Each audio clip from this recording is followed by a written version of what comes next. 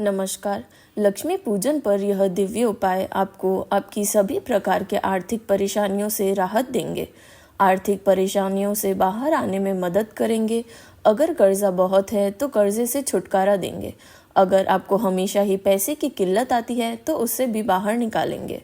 तो ऐसी कौन सी अद्भुत चीज़ें हैं जो सभी साधकों को करनी चाहिए, और यह जो लक्ष्मी पूजन का जो अवसर है उसका ज़्यादा से ज़्यादा विशेष लाभ उठाना चाहिए।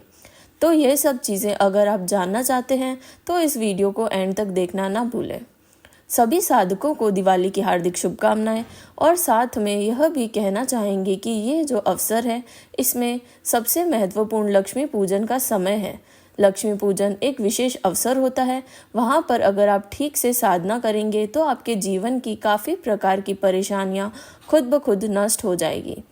तो ऐसा क्या खास है इस अवसर में कि लक्ष्मी पूजन पर सिर्फ आरती ही नहीं, किसी भी प्रकार के मंत्र और उपासना सिद्ध होने के लिए अत्यंत अद्भुत रात होती है, या फिर वो अद्भुत ऐसा दिन होता है।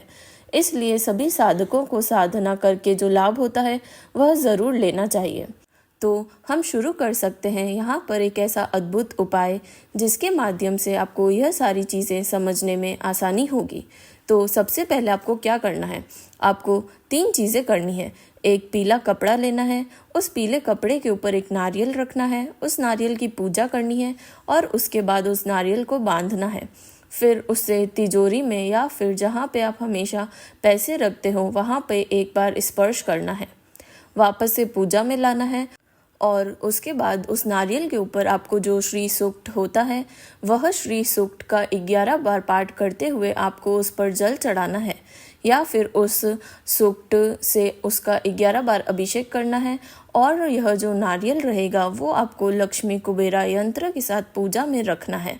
ऐसा करने से आपके जीवन में काफ़ी हद तक ऐसी चीज़ें घटेंगी जो आपकी आर्थिक आय बढ़ाएंगी, कर्ज़ों को घटाएंगी। साथ ही में आपको और एक चीज़ करनी है कि उस नारियल के सामने अगर आपको हो सके तो 21 बार नमो देवी महादेवी शिवे या सप्तम नमः नामक प्राकृति भद्र या नियत प्रणय स्त्रोत इस मंत्र का, या फिर या देवी सर्वभूतेषु लक्ष्मी रूपेण संस्थिता नमो नमः इस मंत्र का उसी नारियल के सामने 11 या 21 बार माला जाप करना है। यह आपको अत्यंत अच्छा फल देगा।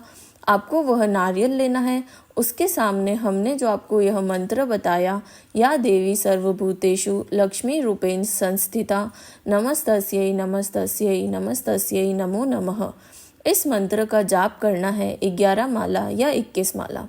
तो यह हुआ एक उपाय, और आपको कुछ और चीज़ें बताना चाहेंगे। अगर आपके ऊपर हमेशा कर्जा बढ़ता है, आपकी दुकान है वो चल नहीं रही है, या फिर आपको ऐसा लगता है कि किसी की गलत चीज़ों की वजह से हमारे जो धन संबंधित मार्ग है वह पूर्ण तरीके से ब्लॉक हो गए हैं, तो हमें क्या करना चाहिए, तो उसके ऊपर भी यह एक अद्भुत उपाय आपको बताएंगे, जिसके माध्यम से आपके धन संबंधी जितनी भी परेशानियां हैं वह खुद ब खुद नाश हो जाएंगी। तो ऐसी कौन सी चीज़ें हैं जो आप कर सकते हैं उसके लिए, वो भी अभी हम बताना चाहेंगे। तो कर्ज को नाश करने के लिए आपको क्या करना है, काले तिल लेने हैं। काले तिल लेकर उसको शहद में मिला देना है।